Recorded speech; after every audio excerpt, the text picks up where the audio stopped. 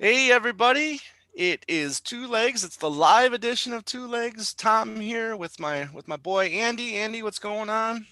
You ready for volume 11, partner? Volume Volume 11. 11 of Ranking the Tracks. We are ranking McCartney II, 1980, and we're here with a special guest, a mystery guest. We don't know who this guest is yet. We're gonna wait a couple more seconds here before we reveal said mystery guest. So just hold on one more second. We're gonna wait till see if a couple people show up here, Yeah, let's. and We'll give it a second here in the old yeah, comments. Yeah, but yeah, we're here for volume 11 yeah. of ranking the tracks. We're already into the 1980s. I Wow, can't believe it's going quick, huh? it's going very quick. It's going very Speaking of quick. the 1980s, I was at my record store yesterday and I found Broad Street on cassette. So Jealous. Did you play it yet? no, no, not yet, no. But it's the same one I had back in I think like '88, area. The classic dark white or stone color cassette looking thing or whatever. Oh, I used to nice. love I loved the clear cassettes. I loved them when they switched it to like a clear cassette. I thought that was great. The I clear love that. cassette. Yeah, yeah, I thought that was awesome. Very But cool. Hold on one sec yeah, here. I got okay. to refresh. Hold on.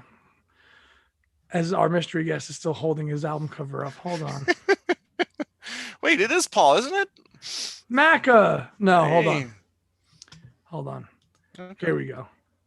I had to get here. I had to get the right feed up. There we go. I was in a different browser. Gotcha. I was in a different browser. Here we go. Okay. Okay. Well, nobody's chatting yet, so we might as well start. All right, mystery guest, go ahead and reveal yourself, please.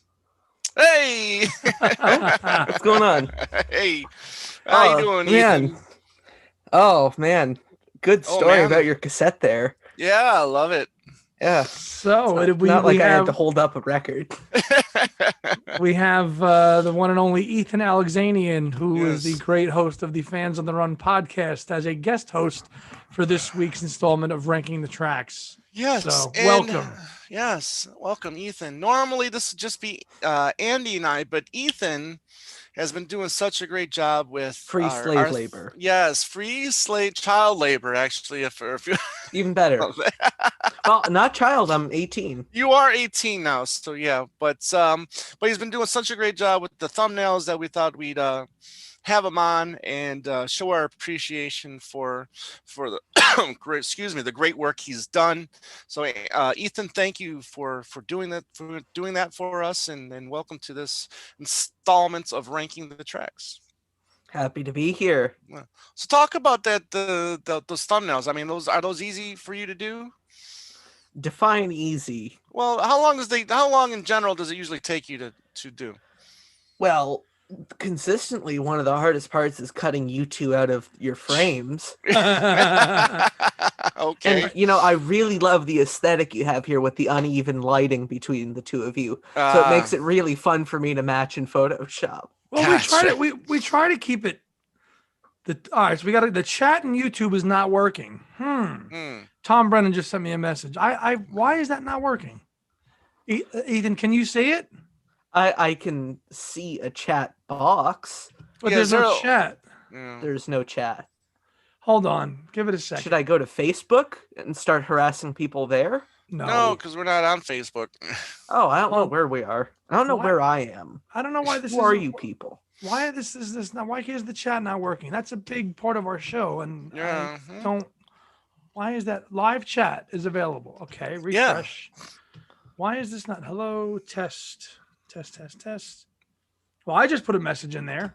I see I see your test. All right. Okay, You but see why- your Let me test. yeah, All you right. test. Go ahead and test. Oh, there we go. Joe just popped in there Hey, now. Joe. Okay, All there right, we so- go. Did I have to actually do that first? That Maybe. was weird. Now, okay, here we go. Tom, yeah. Hi, There George. we Morning, go. Terry. Why Hi, was that weird George. tonight? I don't know. Morning, Terry. There we Anyways, go. Well, There we go. sorry about that little snafu there, people in TV land. Oh, there's our usual Susan, Day Susan, Day Tripper, I've been Hud- here. I was here before you were. Okay. Hudson, Jamie, Yeah, don't know why. That's a first for us. We've never had the comments just disabled like that. But Day Tripper says, Tom, check your email when you get a chance. So Okay. That's vague Will and do. ominous. We'll do. Tell me how you really feel. I have a name, Owen. Owen. Listen, yes, this is for those of you who are late. This is Ethan Alexanian, not question mark, question mark, question mark. I could go by question mark, like how Prince went by that symbol. Oh, there you go. He's Yeah. the question mark. But if you missed it, Ethan has his own podcast, and he does all the thumbnails that you see that we post on our pages, and he does a great job with those. And we wanted to have him on here because McCartney II is also a favorite album of his as well. So yeah, so let's talk about McCartney II. Ethan, what do you like about McCartney II? Why did you gravitate towards that album? It's so weird.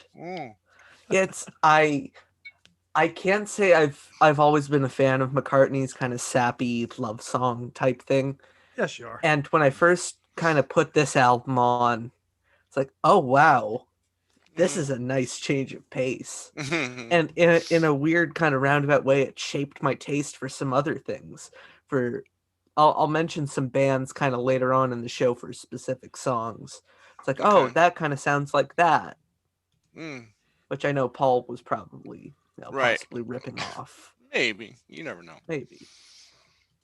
Yeah, but it's just it's such a funky one because it's so different, you know? Yeah, exactly. And when you judge it on those terms, it's a famous guy just locked away, just having a ball. And I think if you look at this and try to compare it to Tug of War, it's gonna lose every time. But on its own, you know, you definitely need an open mind while listening to this album. And this was a grower for me. I mean, I've had it for a long time. I listened to it on occasion, not a lot, but since the archive collection came out in 2011, I've really gained more appreciation for the album. Absolutely. Did you? Okay. Yeah. See, for me, it's been, you know, it's part of the canon for me for the last 30 years. I love it now as much as I did when I was a kid. So even, you know, so I'll be very curious to see where everybody ranks these tracks. It's not a long one, 11 tracks. So we should get through it fairly quickly. There might be some controversy on where people have certain songs ranked. I'm very So Speaking everybody. Jamie says, can't wait to see where you guys have bogey music. Yeah. Spoiler alert, Jamie, you may have to wait a while. Yeah, I want everybody to have their big boy pants on tonight. I mean, don't be too sensitive about where we might have some of these tracks. I mean, I know some people are passionate about some of these songs on the album, but this is just the way we feel about these songs, you know, right now. Yeah, as we like them right now. So McCartney, Tom Brennan says McCartney II is fun to listen to, like all the weird voices Paul does on Darker. Yeah.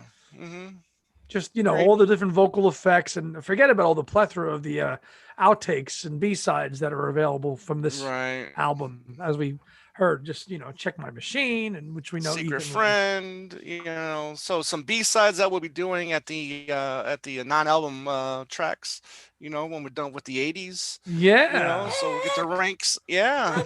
There you go. Hi, George. Morning, Terry. Oh man. Yeah. So all right. So let's kick it off, Andy. Your odds. So you start the show. Number 11 for me is this one. Nobody knows. I'm very curious where our co-host and our guest host has this one. Comments. John Lennon liked the vocal effects. Yeah, nobody knows. Again, as we do this show every week, most of these songs, unless we really, really hate it, and Tom and I are like, this song just stinks, and like we did with some of those instrumentals, where it's like they're horrible, so we're going to put them that low. All these songs are listenable and enjoyable in their own way. Just Nobody Knows is, you know, it's the least. It's the one I'd like least. That's the only way I could say it. You know, funky lyrics, Samson and Delilah gonna do that. You know, that's pretty fun. You know, but there's definitely better songs than this. Comments. Let's see. Paul rarely throws away an idea. This is like a peek into Paul's little mind. People who say John was the experiment are wrong. Well, we know that. Well, he was, but I mean, I think Paul was, Yeah. I think a little better at it at times. Mm-hmm. Susan has Nobody Knows as her number 10. Okay, so now we're going to kick it to our guest co-host. Ethan, yes. What do you got? Number 11, buddy. Well, I'm excited to start off the controversy. My number 11 is One of These Days. Oh, come on. Look at the time. Gotta go. Sorry. Bye. My Wi-Fi cut out. Bye. I told you. Now, if it was the Floyd One of These Days, you'd have it at number 1, wouldn't you? Right. I mean, it was in an episode of The Sopranos. Yes, it was. Yeah. Dum, dum, dum, dum, dum. I would have it at number 1. You're right. Yeah. But this is just, if I may quote Jack Black from the movie High Fidelity, sappy, sentimental crap. Ooh. Okay. Actually, it's not that bad. It's just, it's not what I like on this album. Because you like the other stuff. Yeah. Okay. It's it's the one I like the least. Wow.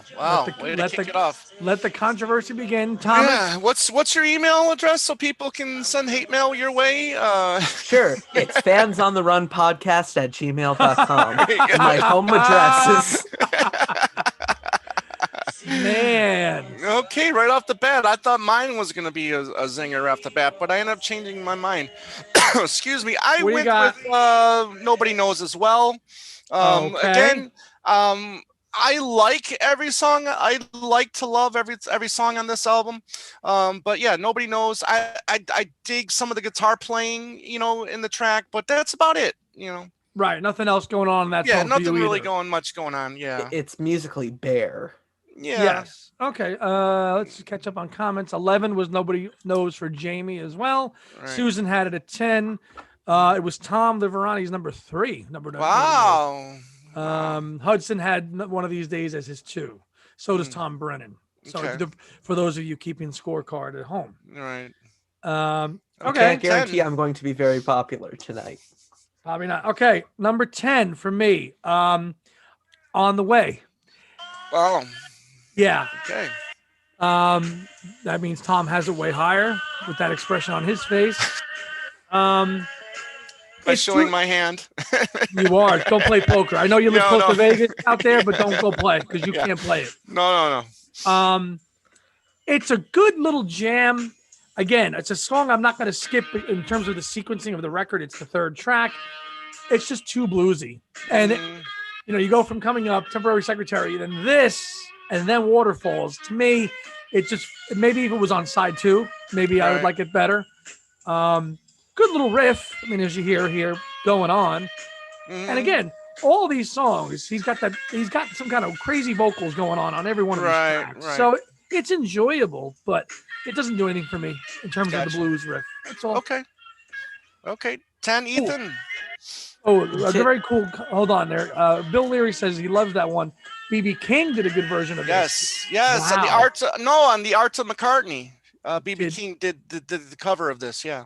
Wow. Good to know. Yeah. Cool. Yes. Thank you, Bill Leary. Ethan. Continuing the controversy, my number 10 is Waterfalls.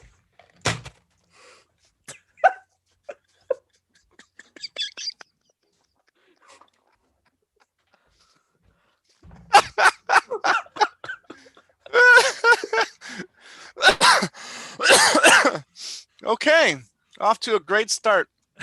It's see previous answer for details. It's just this one has a bit more going on, and it's I don't hate the song. I don't hate the song. In fact, I actually like it better than almost all of Red Rose Speedway. Okay. But it's in an album. Oh, shut up, Kevin. You got to tell them what the comment is. It says, "I think you're just being a troll at this point." I can assure you wholeheartedly, I am not. I'm just a snarky teenager. Okay. Yeah. I comment Waterfalls kind of lingers. It does. Okay. It's something that you kind of know goes what? on with McCartney songs. He does not know when to end a song. It just kind of goes on and on and on. Mm. Mm. Mm. Mm. Okay. Under the covers. No, I'm not trolling. Oh, I'm Ethan's not trolling. Damn. I'm not. I'm hurt. I'm Yeah. hurt that I'm being attacked. He's being a hater, not a troll. Let's see. I respect your opinion, but no, that's not. That's I'm not number 4 hating. for This is me. my favorite album. I know. This Jamie is my favorite says. McCartney album. Jamie says this could be the best ranked the tracks episode. LOL. I agree. I agree. All right. Thomas. 10 for me. Listen, there's 3 songs on here that they're those really slow songs that sometimes feel like nails on a chalkboard. The first one for me is a Summer's Day song. Ooh. Now, the best part about this song is what, Andy, for me? The Mellotron. The Mellotron. It's the best part, I think, of this song. It's all over this record. Yeah. So you probably But really this dig the instrumental version a lot more, probably. Yeah. Oh, yeah. So this for me, the lyrics do nothing for me. It's just but it's too slow. It's really just too slow for, again, to Ethan's point on maybe like on Waterfalls. I mean, it's really just, slowly sung, slow music. I mean, it just. You can't picture yourself walking like in a park, finding like not to this one. A lake. Not to this one. No. Not to this one. Oh boy. I got one, coming up at that. Yeah, I'll definitely. Okay. Yeah, So this one is just too slow for you. Yeah. But the Mellotron is done perfectly on and this. The sampling of the flutes, tremendous, right? Mm-hmm. Almost very Strawberry Fields-esque in a way. Absolutely. Yeah. I know. That was Tom's number 10. Yes. Okay. A quick comment from David, our friend David Jackson from the UK. Hi, lads from the UK. I certainly think Waterfalls doesn't fit into the album. It's too conventional. It's too much of a conventional Mac track. It is because I mean it was written prior to it was the only song written prior to the making of this album. True. Okay. Tom Brennan, Summer's Day song is supposed to be slow. It's a great waking up song. I agree. Yeah. Okay. Jamie, Summer's Day is 4 for him or her. Sorry, Jamie. Yeah. Don't know. Kevin, I think Summer's Day song is just Paul showing off his melody writing skill. I think it's great, but he agrees it would be bottom half of the album, like you. Okay. Thank you. Number 9 for me is this one, Dark Room. Which means Tom's had this. He's got this a lot higher. Again, very like good little jam, but I don't know. It just doesn't do anything for me, in terms of everything else. I like other stuff a hell of a lot more. Again, all this music on this album is musically adventurous, in my opinion. It's just a matter of what does one like more. Listen to, all the different effects you hear on here that he's doing is awesome. It's just, I don't know. To me, it's just kind of this drags towards the end of the album for me. I like how it speeds up. Right. That's pretty cool. Owen says, "How could you? I love Darkroom." Sorry. Sorry. And it's got that ooh thing at the end. Oh, I love it. Yeah. Which is great. But I just like other stuff too much more. So over to you, Ethan, number 9. My number 9 is Nobody Knows. This is the kind of turning point in my list where it goes from I don't really like the songs to I really like the songs. It's just a matter of putting them in a specific order. Right.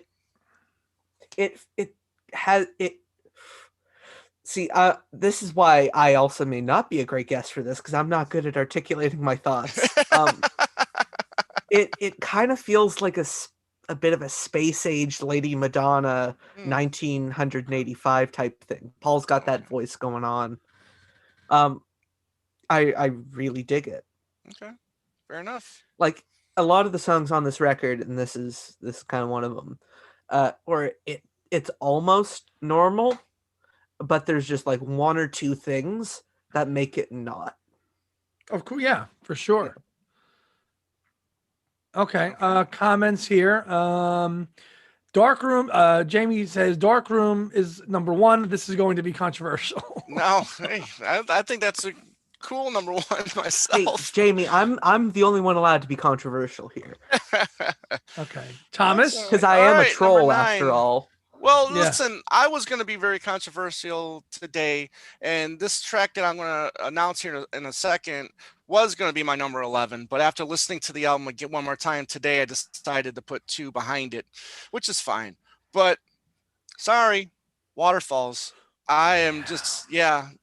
It again, just like Summer's Day song. It's a little too slow, a little too long, and I've never really, I mean, I like it, but I mean, it's never been like a go-to track for me ever. Ever? Musically, I think it ever, no. And it, Damn. and, a little bit of a rip-off from America's I Need You, like a flower needs a rain, I need you. And it's the same kind of concept here with the chorus on this track. Good observation. But other than that, it's fine. Again, at almost 5 minutes, if you bring this down to like 3.5 minutes, Which is what the single edit was. yeah. So we're ranking the studio version here. Correct. And it just goes on too much, or too long. Too long. Yeah. See, I love that. See, No, listen, his singing is fine. But even like the synthy, like the bassy synth. No, I don't care for it. I mean, see, I love the synth it would be work the on this standout album. track on a different album. Yeah, no kidding. And the synth Like, work is if it was great, on but there's Broad other Street- better synth work on here. I think. If it was on Broad Street, we'd all be putting it at like Praising number it. 1. Oh, Saying, I'm like, sure. this is the best thing No, Paul did. No, not ahead of No More Lonely Nights. No. Yeah, exactly. Yeah, no. Okay, number 8. 8 for me. We have another. We have an instrumental, and that is Frozen Jap. Yep. Which is probably middle of the road. I'm gonna guess for maybe a couple or my co-hosts here tonight. There's other instrumentals on here. One other one that I like a lot more, which we talked about. Yeah, again, nothing adventurous too much. We know that he probably, made a mistake by calling it Frozen Jap, and should have called it Frozen Japanese. Let's catch up on some comments here. Waterfalls. What did it chart? Somebody asked. It didn't. It didn't chart. It didn't chart. Cool single though with the artwork. Susan, Yeah, no, it's great. You have the hands and then the waterfall. Yeah, great artwork. Yeah. Susan commented that TLC group liked Waterfalls enough to borrow it for their own song. Hey, I I'm had that surprised. exact observation. I'm surprised Paul They didn't did. sue. I'm surprised Paul didn't sue them. Yeah. David says Paul's hair and sweater on the video also account for Waterfall's low position. Yeah, it was all messed up for him. Good point there, my friend. I like that. I like that a lot. Oh, and he did rename it Japanese for the Japanese market. Okay. Okay. There's a collector's item for you. Yeah, good little song. I like Fun Paula better, but that's all. That's why it's number 8, middle of the track listing for me. Ethan. My number Hold 8 on. 1 sec. Waterfalls got to 12 in the UK. So there, both of you. Yeah, but it didn't start here. I don't care about here. Sure I don't care you about do. here. No, not really. Okay. UK. They They know. I lived in Liverpool for a year. They know what's up. Two actually. Sorry. They know what's up over there. All right, number 8, Ethan. My number 8 is Dark Room. See, there's a couple songs on the record that kind of hit me the same way. It kind of felt a little repetitive after Well, there's a lot of songs on here that are repetitive. No, I mean Sure. it kind of felt like more of the same after, On the Way. Oh, okay. I see what you're saying. It kind of reminds me of that, Okay. which I liked a lot more, as you will be able to tell by my list going forward. Yeah. It's good. I like it. I like the weird voices at the end. The weird stuff makes the record for me. Mm-hmm. Absolutely. Waterfalls got to 106 in Billboard. So Yeah. As usual, It didn't chart. Oh, Well, Tom, I just noticed a comment. Would you like Waterfalls better on Back to the Egg? Yes. If I would like it better on side 2 of Back to the Egg. Because I wouldn't put it on that. Well, it would make side 2 better. Well, maybe. Yeah. I don't know. I wouldn't.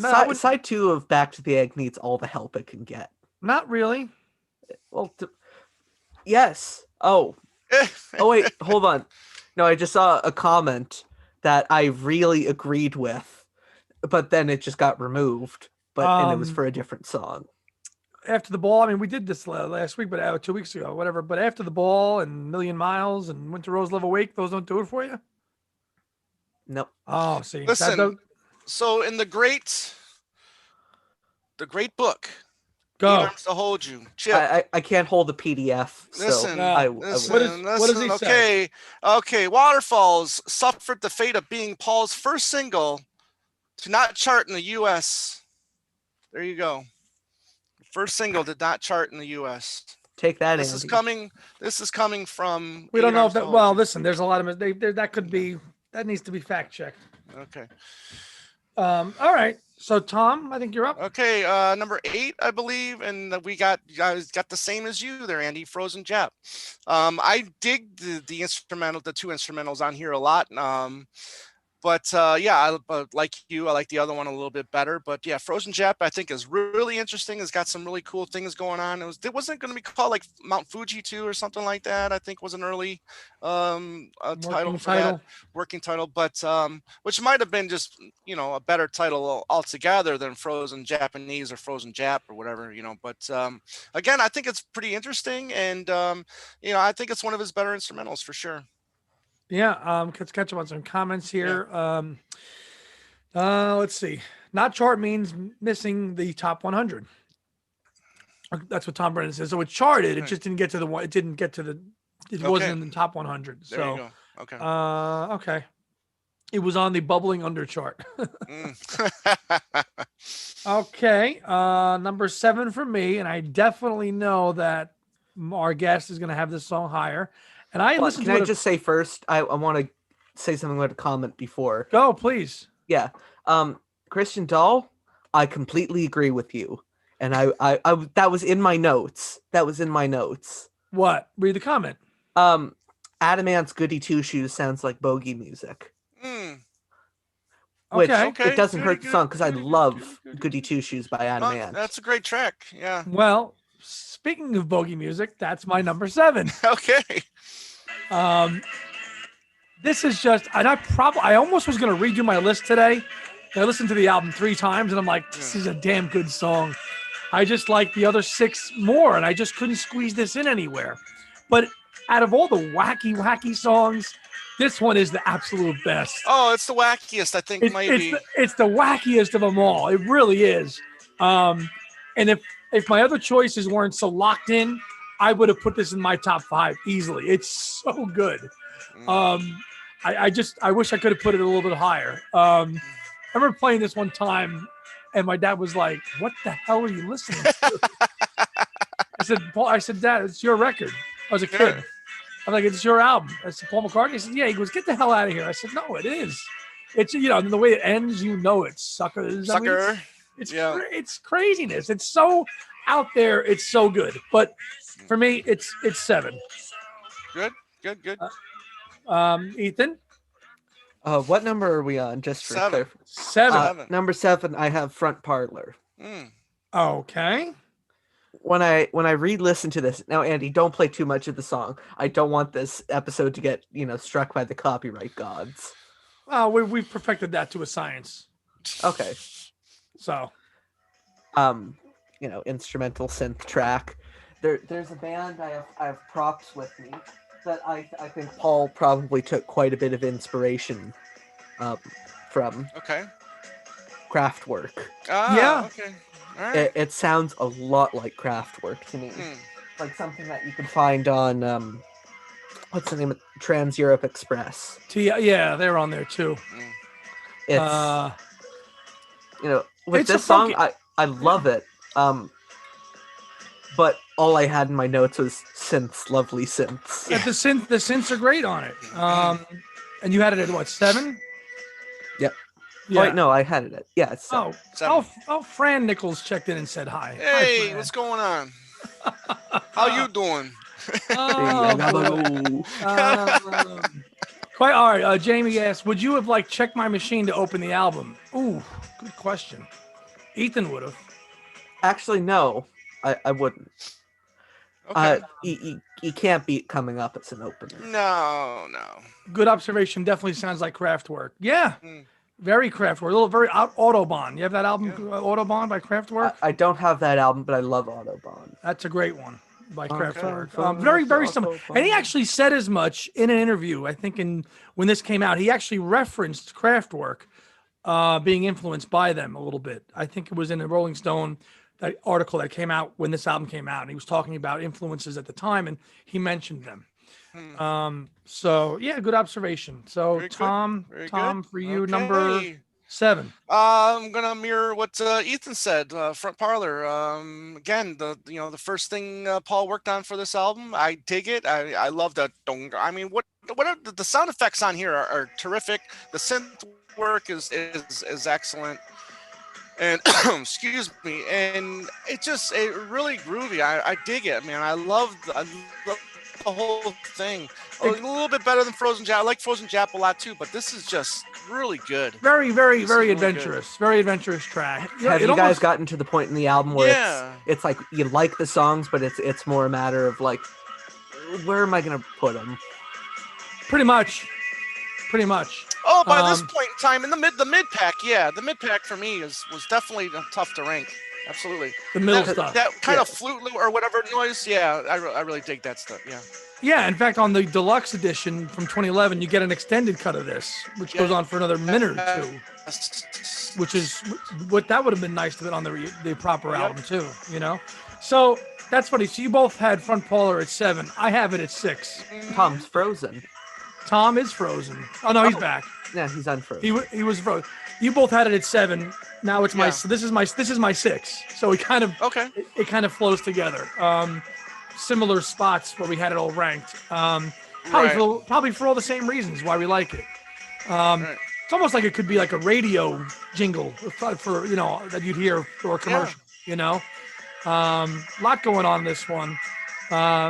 You almost think it would get like a Twin Freaks, pre-show, part of that pre-show music that he does. Oh yeah. But it's not. Right. Some of the other stuff on this album is, but that one's not is not. But I've always dug Front Parlor. I believe it opens up side 2, right? It's the first track on side 2. Yeah, it's good stuff. It is so that's my number 6. All right. Over to Ethan. 6. Well, my number 6. It's that mid part, side 2, Frozen Jap. Okay. So we're all very close here. I mentioned Kraftwerk when talking about Front Parlor. There's a band I want to mention here because when I first heard this, or when I re-listened to it, I thought this sounds a lot like Yellow Magic Orchestra. Can't say I'm familiar. It's do you know who Ryuichi Sakamoto is? No. That's familiar. Name sounds it's basically Japanese Kraftwerk. Okay. Yeah. Okay. We got a comment. David from the UK says, I was wrong, Andy. Waterfalls got to number 9. Serves you right, Tom. Rock Show was the first McCartney single not to chart in the UK. Yeah, you can't discount the UK. Well, it didn't chart. I don't. But I'm saying in here it didn't chart. It didn't hit the top 100. Thank you. But you can't discount just because we're not there. Oh, I don't.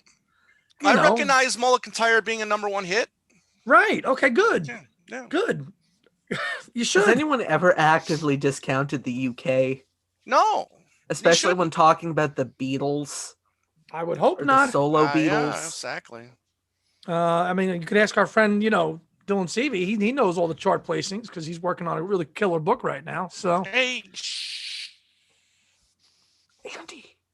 So what? I didn't know about this, but I'll take an excuse to be angry at him too. Okay, fine. Well, a little plug for you there, Dylan. All right. So what was that? Was that 6? You. Okay. Bogey Music, you're 7. Is your Again, 6? Yeah, it's my 6. I like the guitar work that goes through. I like the echo. I like his Crazy. voice. Yeah, his voice on here is really cool. I dig it. Yeah, all and it's this. crazy. Yeah, exactly. And now Yeah, let's see. I dig it. Somebody just had where'd they have Bogey Music? Somebody had it at 5. Hold on. I lost it. No, maybe let's see. Christian says we recognize US and UK only. Okay. What about Canada? Yeah. What about Canada? Oh, here we go. Here we go. Canada's just. Listen, we go. I really dig the echo on a lot of the songs that he does with his vocals on this too. So and this one's no exception. So true. Right, so that's Bill, so that's Bill says, with a few exceptions, McCartney always fares better in the U.S. charts. Yes, except with like Once Upon a Long Ago, which we didn't even get in this country. Exactly. Yeah, Mulligan Tire. So it's certain times they chart better, or if it was only released in the UK. So right, but Flowers in the Dirt charted #1 in the UK where it didn't here. Broad Street charted at #1 in the UK where it didn't here. Because 3 charted at #1. Yeah, because they know what's up over there, unlike us. Hey, okay, so I have a question. Can we kick Tim from the chat? He just said Canada never matters, sadly. He's joking. He's busting chops. Come on. I want him out of here. Get him out. No. All right, so we're top 5, buddy. All right, so we are in the top, kicking it off with me? Yes. Okay, here we go. Number 5 for me is oh, wow. Which I'm sure you probably have. But you're not playing an episode of Paul or Nothing over there, are you? No. Why? That's how he opens his show. I know he does. Who? Yeah. The other one. The other one. That's our competitor. And he always says we don't mention him enough. So we're going to mention him because he mentions us. So yeah, Paul or Nothing, Sam Wiles. Shout out to you, Sam. Good on you. Number 5 for me, Temporary Secretary. Okay. That's gained a lot of momentum over the last decade or so. Yeah. He played it live in 2016. Yep. I saw him play it live. Lucky you. Yeah. You didn't. It wasn't in the set list. Nope. I saw him here in New Jersey play it. It was early. Do it too. Right. It was early. It was fantastic. To see him play this song. Yeah, you either love it or you hate it. And yes, I've noticed that. It is either a love or hate track. Absolutely. You either love it or you hate it, and I probably didn't like it as much as younger, and but I like it. I mean, there's a whole bunch. The middle of it is cool. The whole she could be a belly dancer. Yes. Dig that part a lot. That's part great. Yeah. But that's about it. Let me catch up on comments here. Yeah.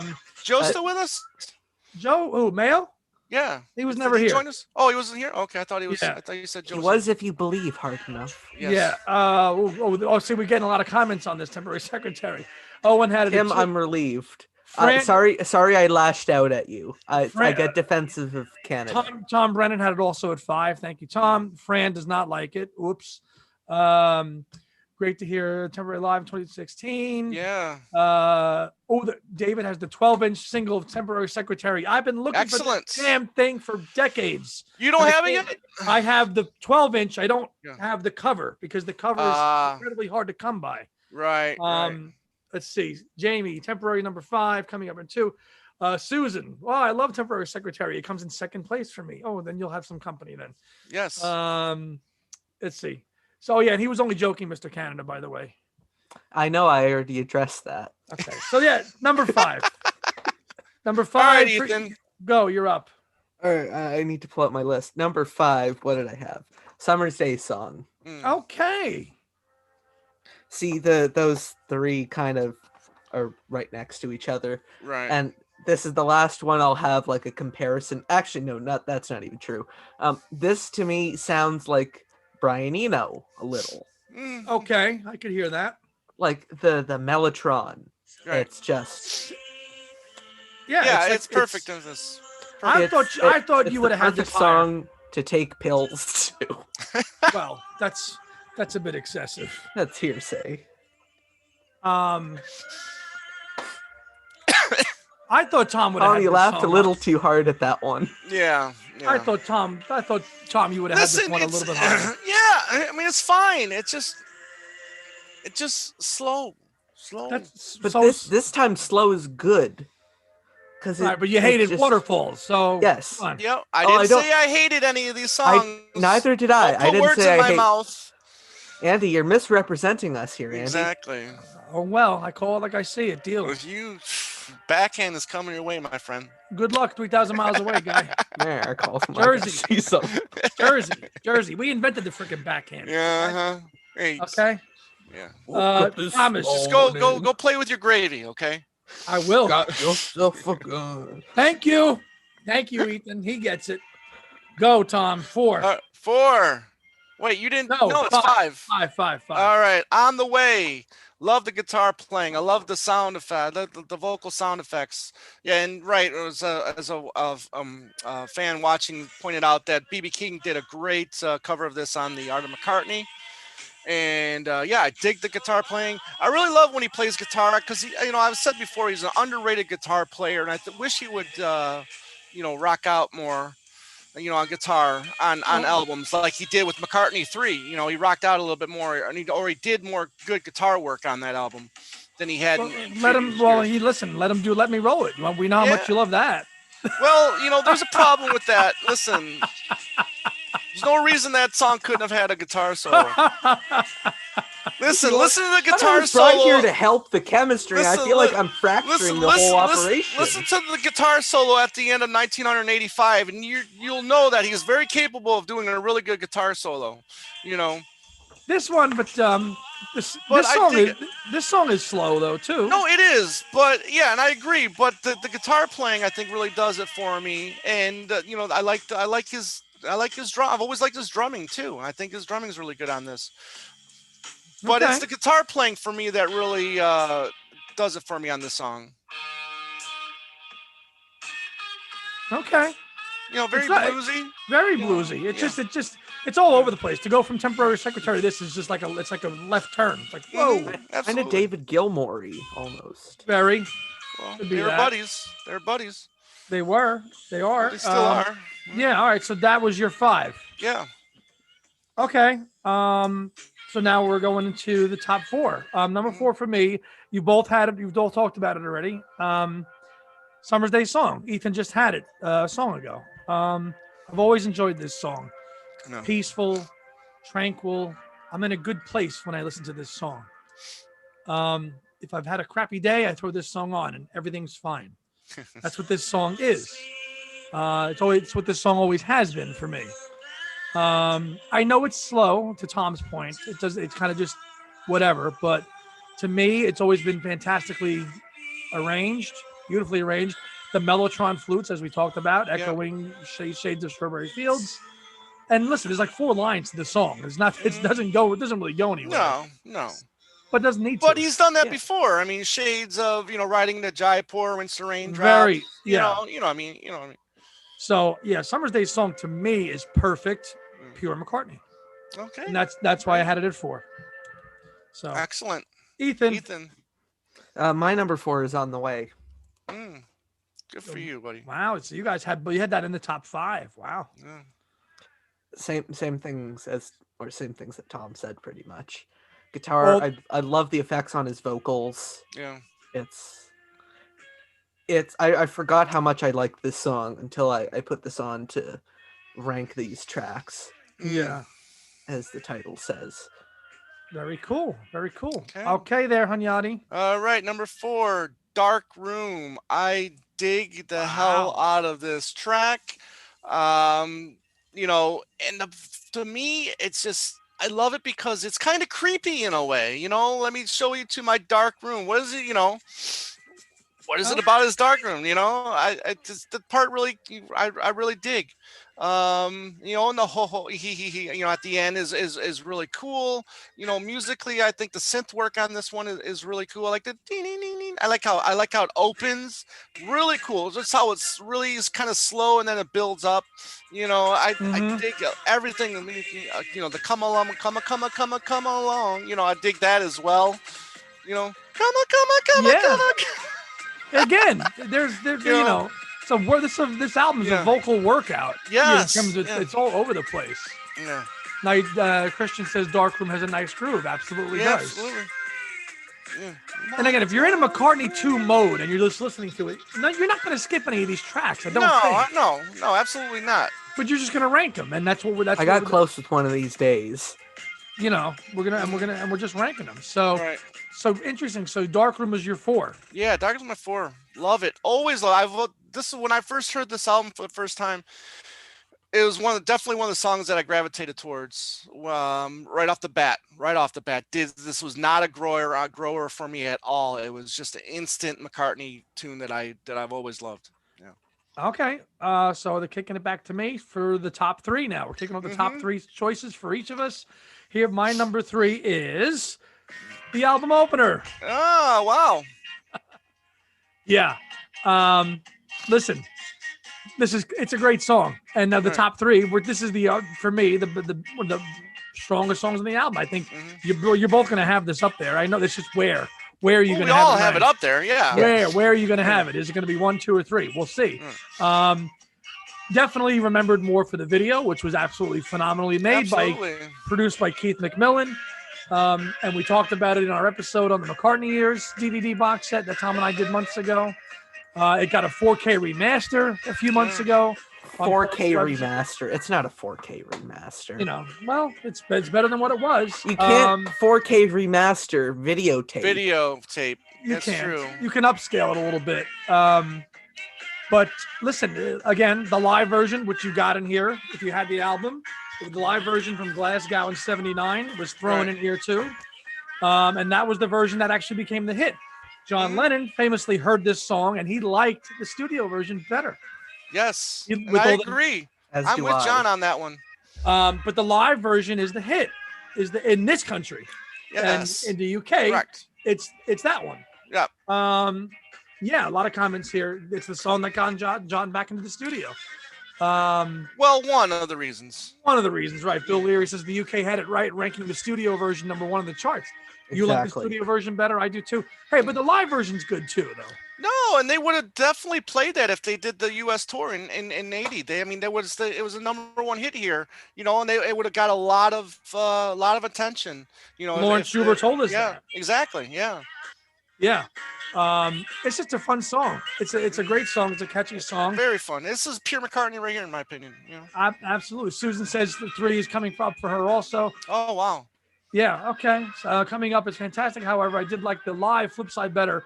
And I also like that B-side Lunchbox Odd Socks, which goes back to Wings. That was Kevin. So that's my number 3. Over to our guest host, Ethan. I've been waiting to talk about this one. Number 3 is Bogey Music, baby. I knew it. Love it. I thought you would have had it at 1. No, I have something more conventional at 1. Okay. It is fantastic. I love it sounds like a tinny drum machine. It sounds like 50s rock and roll, but from like a bizarro dimension. Like, I think what I had written was Bill Haley from A Nightmare Bizarro Dimension. The effect on the vocals gives it this like fever dream quality. I love that the like 50s like da da da da is done with the mellotron for some reason. Yeah. It's weird. I love it. It sounds a bit like some of the stuff on Prince's Sign of the Times album. Oh, yeah, good. I like that, yeah.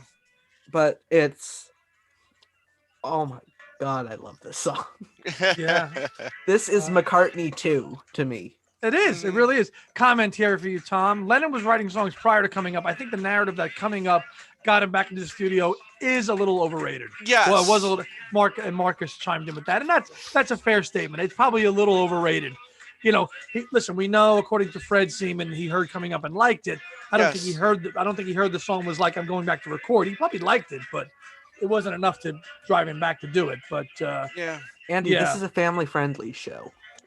So I'm just kind of just giving you the narrative. Right. It's a name. Yeah. Good shot. Listen, I knew you'd have boogie music in your top 3. I knew it's McCartney too. This is what it is. Over to you, Thomas. All right, number 3. You know, I liked what you said about Summer's Day song, where it's like if you had a rough day, stressful day, you come in and that's the song you play. This song right here for me is a song that I've really started appreciating since the archive release, and that's One of These Days.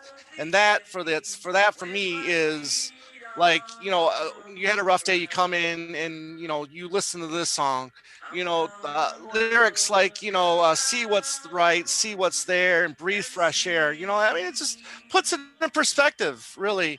And, you know, and I think this was influenced by the whole Hare Krishna Yes, thing, you yeah, he know. mentioned that. Yeah, He right. mentioned So, you know, yeah, ever after, breathe fresh air. Yeah, you know, exactly. See, and this is like my favorite of the 3 slower songs, because I mean, it's not. I don't think it's as slow as the other 2. It kind of moves a little bit, and I like it too because yeah. it's that great day. It's when winter comes. To It's, close you an know, album. exactly. To close an album with It's a nice really kind of cool closer. closer, you know, with nice, simple, easy, soft closer, which, you know, is good. It's good. Yeah, and that's a great observation in terms of how he closes his albums. This is one of those. Right. It's got a nice kind of doubling up guitar effect here towards the end of Yeah. the song too, where the guitars kind of double and repeat. Yeah, You know, when he goes and through then the whole, it's there, it's round, right. it's that Yeah, whole and bit. the You know. C right there. I always thought that was Linda. You know, we're helping him with the the backing vocals kind of thing, but that's really him, Paul. Yeah, I it believe. I is. don't, you know, but it always sound. I thought it sounded like Linda because it's kind of a little bit of a higher pitch. It is, You but again, know, he could have been you know, with the trickery playing with the vocals. tapes. He Exactly. could Yeah, have done that. exactly. But One of These Days is a song that I'm completely in love with right now, and it's a pure McCartney song for me. Absolutely. I couldn't agree with you more, brother. Yeah. David says coming up number 2 in the UK. He's played it live. Has he played it live in the USA? He has. He heard him play it in Liverpool in '79. Was that at the Royal Court Theatre there, David Jackson? It probably was. He's played it live in the US. Of course he has. Yeah, I think he played live in the for the '93 tour. Yeah. David Jackson also agrees with your comments on One of These Days. Cool. One of These Days is Tom Brennan's number 2. Nice ballad to end the album, like Warm and Beautiful, to your point. Cool. Yeah. Very good. Okay. Rounding it back to me now. Yes. Well, this is my number 2. One of These Days, as Tom just mentioned. So it rolls into it. And it's everything that Tom said about this song, I completely agree with. It's interesting. It sounds like you kind of only came around to this though recently over the last few recently years. because it wasn't one that I really cared for the first few times that I heard this album. Yeah. This one for me, years ago, I just fell in love with this song as a young kid. In the '90s, I instantly gravitated towards this song, and this was a crown jewel of a track for me. I just knew it. I knew it playing in the album. I'm like, this is it. This is what Paul McCartney is when he writes stuff. I mean, a shame that we'd even imagine playing this song live and having people would actually like it.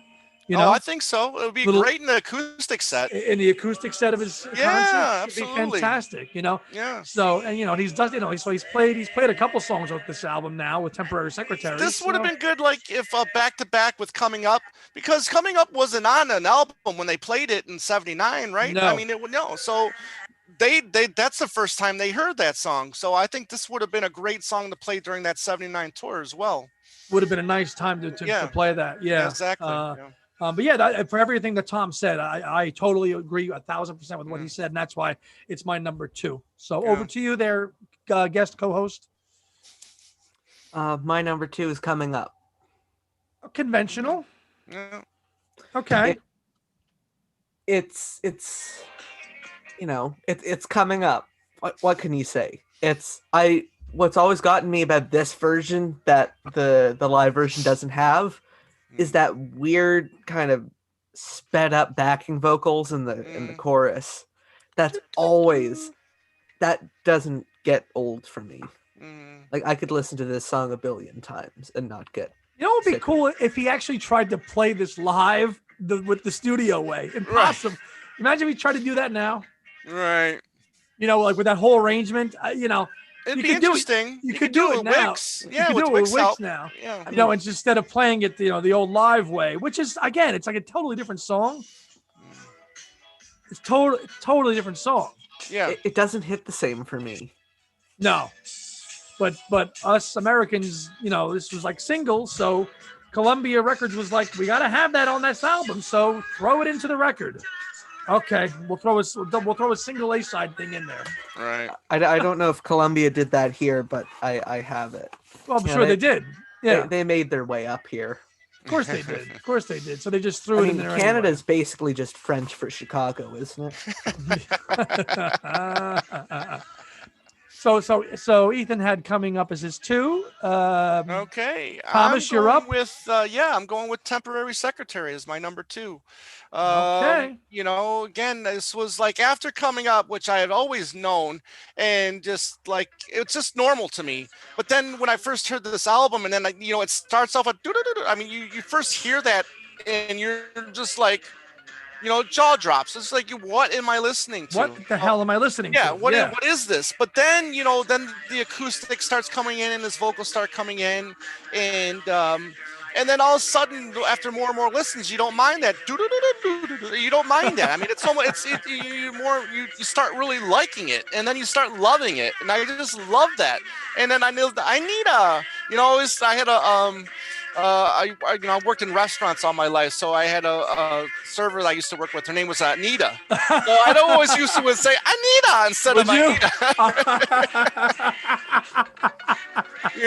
So I just had a lot of fun with her with that. But she didn't have no clue what I was talking about, obviously. But and that part, like you said too, she could be a ballet dancer. I don't need a true. That part is excellent. Or whatever. This part. Yeah. And this like daytime nighttime suffering in a way is an anthem for women, the plight of women. Sure. Yeah, exactly.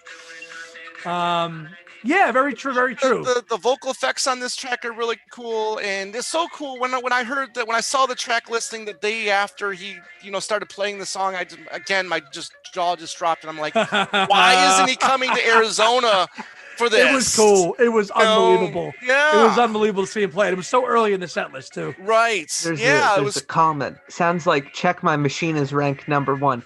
If Check My Machine was on this record, it would be my number 1. We know that. Let's see. Note about Paul in the USA. He's the only artist to hit number 1 on the singles chart as a part of a duo, trio, quartet, and a quintet, but never solo. Wow. In the US? Yeah. Is that right? No, but Paul is the only artist. Take it away. Not take it away. No, he might be right. Think about it. Wings songs went to number 1, but that was a group. What solo? I mean, okay, so another day. No, not another day. Uncle Albert and Admiral Halsey is recognized as Paul and Linda McCartney and Paul and Linda. Right. Yeah. Which come on, I mean, they're splitting hairs there, but yeah.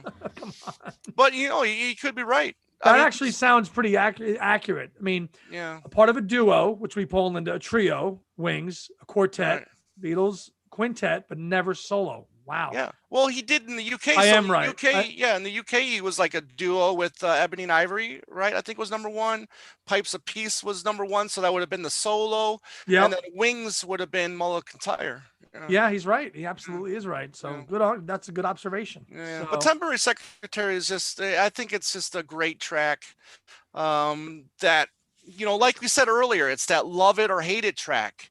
Yeah. And I still dumbfounded with the people that don't like this track. Yeah, which there's a couple, one or two that I might know on here, but they didn't like it. All right, so that's okay. That's okay. That's okay. When we are at number 1 time, everyone's allowed to be wrong.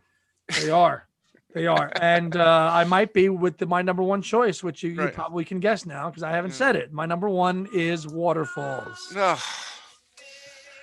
You are the worst. No, you're the worst. How about that? No, I'm fine with it. Listen, I'm fine with it. I was told I was not allowed to say the F word. No, you're not. So you're pushing me to my limits here. You're not. This is a show this is a G-rated show.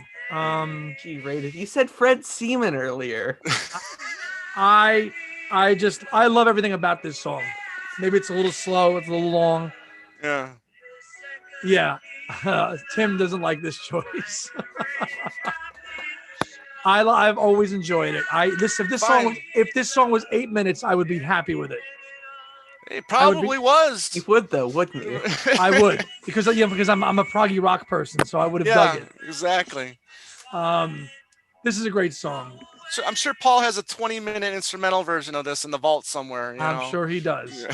Yeah. Nice acoustic stuff. And listen, you got the acoustic stuff in here. Yeah. The synths come into it. Very emphatic vocal delivery in here. Just a tender about crappy video, but with the polar bear. And it was a real life polar bear, by the way.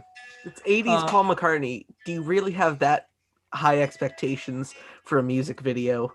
Even Coming Up was a little... No, that's great. That's legendary. But Waterfalls... Great in concept, a little shaky in execution. Waterfalls is a simple message. Does it get repetitive to Tom's point? Yes, it gets repetitive. But does Waterfalls have a message? Sure. He needs love. It's a great song. It's a great message. And then it's a darker song. He often said too, when he was asked about this, if there was one song that was going to get a lot of a big orchestral treatment, it would have been this. It would have been this. Yeah, and you could see that maybe with a little orchestral treatment on this, maybe it helps it. He often said too. He said in another interview that Ozzy Osbourne actually dug. This was Ozzy Osbourne's favorite song on the album too. Mm-hmm. So believe it or not, I would like to hear this song just maybe like sped up just a touch. Just to see if there was any difference in how I might feel about this. Kind of like how I feel the drumming in "Free as a Bird" is just way too slow. But yeah, I don't hate this song either. So, but it's fine. Yeah, so I'm fine with it being your number one. Thank you, co-host. Thank you. Thank you very much. Go ahead, co-host, guest co-host. It's your number one track. Temporary Secretary, baby. Temporary Secretary. Okay, all right. I could, but I'm not gonna lambaste you. We're different people. We thank God for that. I'm from polite Canada. Yeah, I'm from Jersey. Are you? Yeah. You haven't mentioned it before, have you? Once or twice. But Temporary Secretary. No, this morning. Yeah, I'm not surprised you dig bogey music, so I'm not surprised that you have this song as your number one. I mean, it is the theme song to Paul or Nothing after all.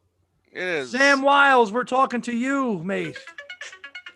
And the single best experience I've had at a concert was when I saw Paul back in 2016, and I didn't know this song was in the set list because I'm the worst kind of person who has set list like FM on his phone. And like, as you're going through the concert. I don't like suspense. So it's like, oh, what's he going to play next? Right. But I decided not to do it. And then all of a sudden, like he had played, like Can't Buy Me Love or something. And then all of a sudden you just hear the... Right. You're right. And I about crap my pants. I'm like, did you break the seal? God. Yeah.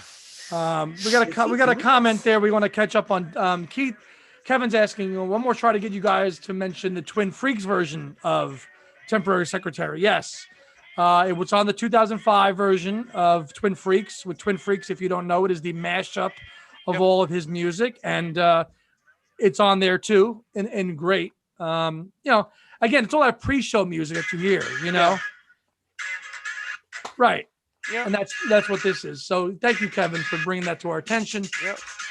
We'll have to do a show about Twin Freaks soon one day, We absolutely will. Yeah. Because there's great mashups of all his music on that as well. Yeah.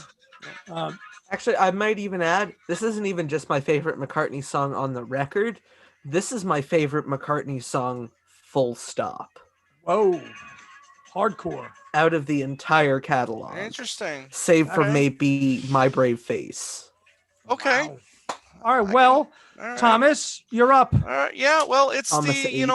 it's the hit. It's coming up. I really don't see how any other song on this album can be better than this song. I mean, it's the most melodic. I think it's the most commercial. I think it's the best. It's the funnest. I mean, not that that has anything to do with it, but again, a cool, fun video to go along with it. I think the video, and there's times where a video will make a song better or make a song worse. What do you think in this case? I think they're both equal. I think the video is just as good as the song. Good point. This song didn't need a good video, and I don't think a bad video would have ruined the song. No, but they're both so good. Exactly. So it definitely screamed, give me a good video, which he delivered with. It's such a classic video. But yeah, I love it. I love the I mean, it's kind of like a kazoo. He's playing like a kazoo and with a sound effect or something like that, Yeah, and I think it's his side. This whole album is a side that you'd like to see Paul do a little more of. I know Ethan would like to see that. This is I was hoping with McCartney III that he would do more experimental stuff like this. Yeah. And I guess you could kind of say with the Fireman stuff he did, but that was just more kind of just house and stuff. The last Fireman album was like over 10 years ago. Right, and that was really more like a Paul McCartney true solo album anyway. Right, it's not something where he's just all by himself, which you would have thought McCartney III would have been, where he could just throw everything in the kitchen sink, which he did a little bit, but he didn't take the risks that he did on this one. Hey, what about Lavatory Lil? Let's see, David. What video did they show in the USA as the live version, the hit?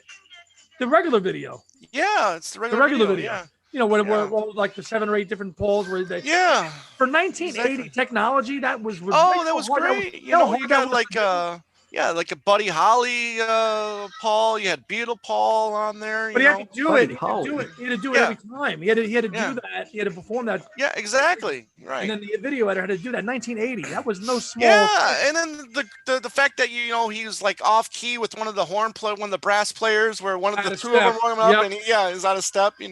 Yeah. So good stuff. Susan, our friend, said the video for Coming Up was very inventive. The one for Say is the only one that I can think of that's better. Oh, interesting. Okay. That's what happens when you get the Michael Jackson production team. Step right up. Let me tell you all about Mac and Jack. Michael Jackson. I'll try one. Okay. I'll buy your song. Woo! Okay, we have to get Kid O'Toole on about that one. We haven't talked to him about it. Yeah. Thank you, Bill Leary. I was about to say that, but I didn't want to be a smartass. He wasn't modeling Buddy Holly. He was Hank Marvin. Oh, is it Hank Marvin? Okay, Hank I thought Marvin. It was Buddy. Okay. Yeah, it's Hank Marvin. Yeah. Okay, cool. Yeah, but I mean, you could see the similarity a little bit. Yeah. But they're both dorky, glasses, Stratocaster. And the guy, and he doing the drummer. I think it was supposed to be John Bonham, right? Yeah, but the hair didn't really represent Bonham, really. Neither did the chin and the chin beard, really, either. No. So yeah. So that's those are our tracks. Yeah, McCartney II. Those are our tracks ranked, all 11 of them for the 1980. And I got to tell you, Ethan, one of my favorite thumbnails of yours from the show is the temporary secretary with Chip Madiger's face. I think that was it was done very well. So good job on there. That was one of the first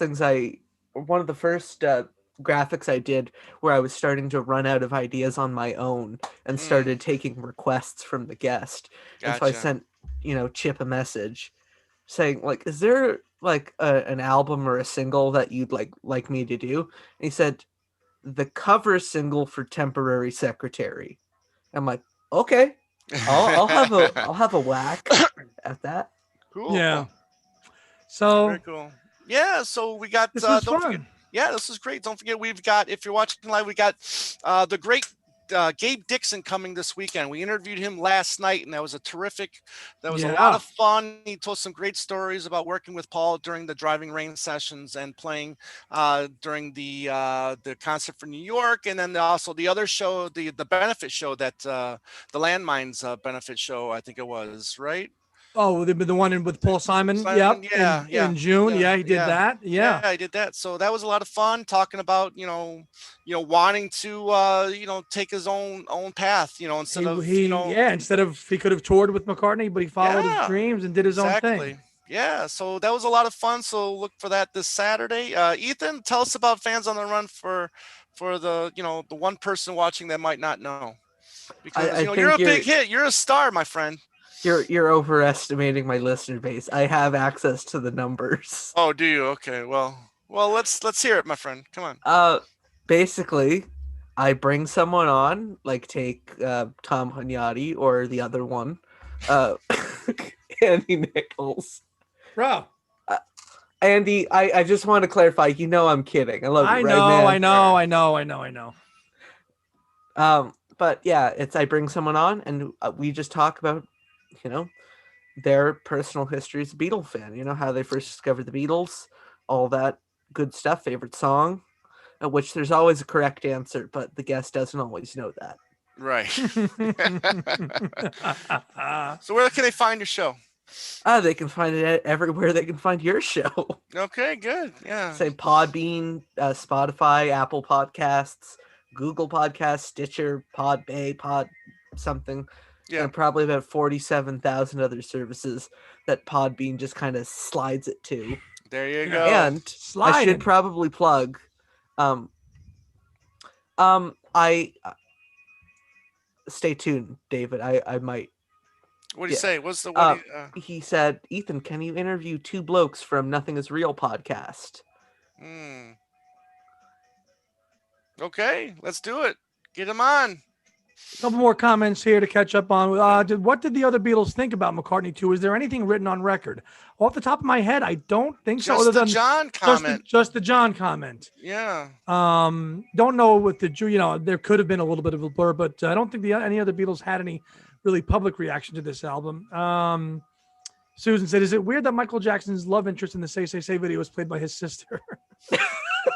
Well, if you don't know it, it's not weird, but Oh, I forgot about that. Yeah. Listen, when I was 10 when that song came out, I was. Who was it? Which sister? Which sister? Janet? LaToya. No, LaToya, the older sister. The one with the snake and the psychic hotline. Okay. So, well, this has been fun. Yeah, thanks a lot. Can I give one more plug? Yes. Because I probably as long as you keep doing the thumbnails, you can plug all you want. Sure. I also co-host another Beatle podcast. Yes. Called When They Was Fab with Ed Chen and Lonnie Pena. There you go. Andy and I have been that privileged to be on that show as well. So check that out. When They Was Fab with Ed Chen, Lonnie Pena, and mystery guest Ethan Alexanian. So yes, good show. So, congratulations on scoring that gig.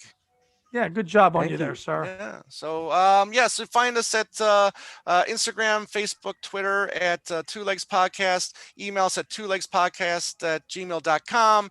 Our website, twolegspodcast.com. And please, if you haven't subscribed yet to our YouTube channel where you're watching right now, please subscribe. We'd really appreciate it. We're really working hard to get 1,000 subscribers here. But thank you very much. So everybody, if you haven't subscribed, why haven't you? Yeah, right. We will see you next week for Tug of War. Yeah, baby. Yes. And polling. Yeah. I hate that part. Anyways. Good night, everybody.